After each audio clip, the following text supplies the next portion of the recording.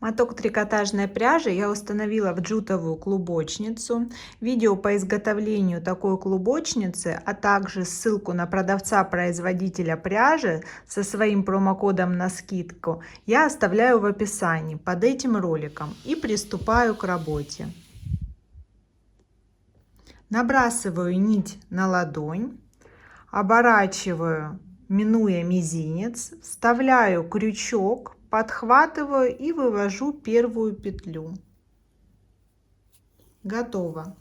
Теперь в это кольцо мне необходимо провязать еще 5 петель, в общей сложности 6. Крючок, подхватываю, вторая, третья,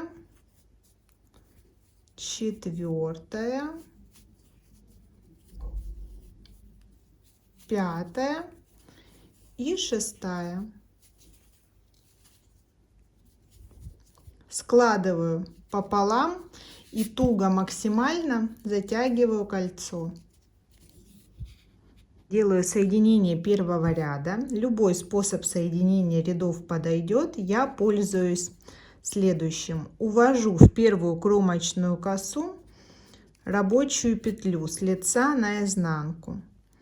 Хорошенько вытягиваю и продеваю в эту петлю все вязание.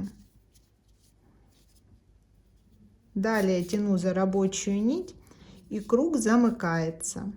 Узор донышко, галочка в раскол. Это плотный и очень крепкий узор. Я нахожу первую галочку ряда, вставляю крючок и слежу, чтобы он вышел в центре этой же самой галочки с изнанки. Подхватываю рабочую нить и вывожу первый столбик второго ряда. Фиксирую рабочей нитью. С этого момента необходимо следить, чтобы нить, подача в полотно, на пальце располагалась швом скруткой вверх для ровных и аккуратных галочек. В эту же самую точку я провязываю еще одну галочку. Таким образом, во втором ряду, провязав по 2 столбика в одну точку, из 6 я получу 12. Край начала нити я пускаю и ввязываю в полотно. Слежу за подачей нити и количеством столбиков. Вяжу до конца ряда добавление в каждую точку. Соединение рядов делаю тем же самым способом. Ввожу крючок в первую кромочную косу, увожу туда рабочую петлю на изнанку, вытягиваю ее до необходимого размера и продеваю все вязание в эту петлю. Такой способ незаметен по полотну и смотрится очень аккуратно на лице, но есть небольшой недостаток. Если вам придется распускать изделие, то каждый раз этот узелок необходимо будет развязывать, поэтому не затягивайте очень туго. Продолжаю, вывожу первый столбик уже третьего ряда. В каждом ряду у меня будет 6 добавлений. И так как количество петель увеличивается, в третьем ряду я буду делать добавление через одну петлю. То есть одна одинарная, в следующую точку провяжу 2 столбика в одну точку. И так по кругу, чередуя одинарную, двойную, выхожу на 6 добавлений и 18 столбиков к концу ряда.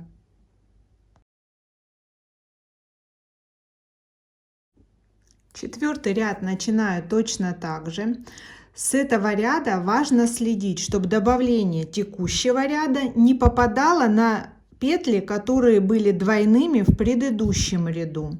Я вывожу первую петлю, она у меня приходится на одинарную в прошлом ряду, поэтому в эту точку я провязываю 2 столбика. Далее расстояние между добавлениями 2 столбика, один в одну точку. И снова добавление. Таким образом еще 6 добавлений в ряд. Вот следующая точка, одинарный прошлого ряда, в него провязываю 2 столбика в текущем ряду. Так до конца ряда. Соединение рядов делаю по аналогии. Со следующего ряда расскажу общую схему добавлений для идеального круга. У меня провязано 4 ряда и 24 петли в круг. В каждом ряду количество петель кратно 6 и каждый последующий плюс 6 петель. Итак, схема добавлений заключается в следующем. Я делаю добавку обязательно в точку, которая не была двойной в прошлом ряду. То есть вот двойная петля вывязана с одной точки 2. В следующую от нее точку я делаю добавление в текущем ряду.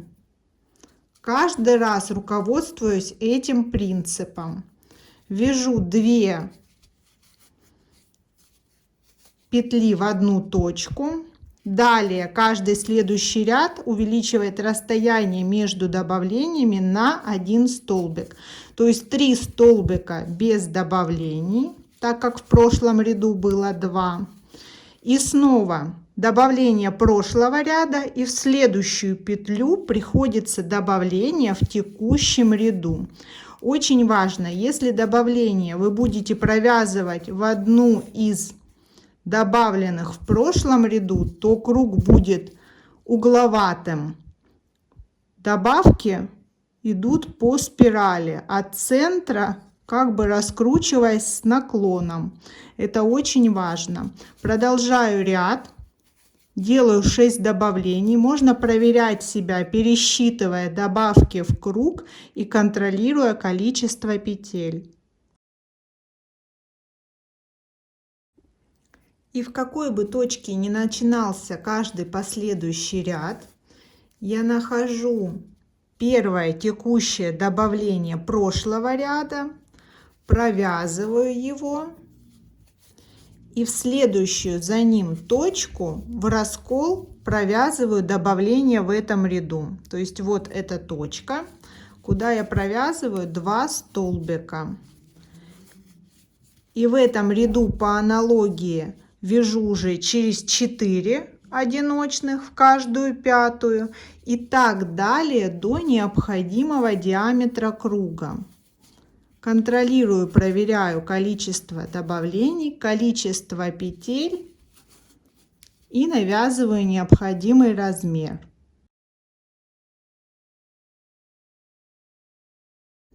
Сейчас у меня провязано 8 рядов, в круг получается 48 петель, диаметр донышка 19,5 сантиметров. Отрезаю нить с запасом в 5 оборотов вокруг готового круга, то есть замеряю 1 и делаю таких 5 для того, чтобы мне хватило этой длины нити на кромочную обвязку.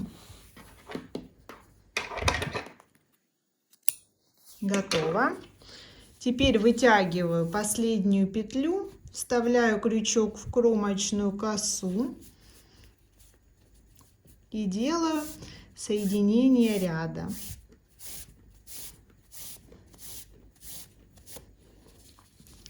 Здесь нить возвращаю в исходную петлю на изнанку.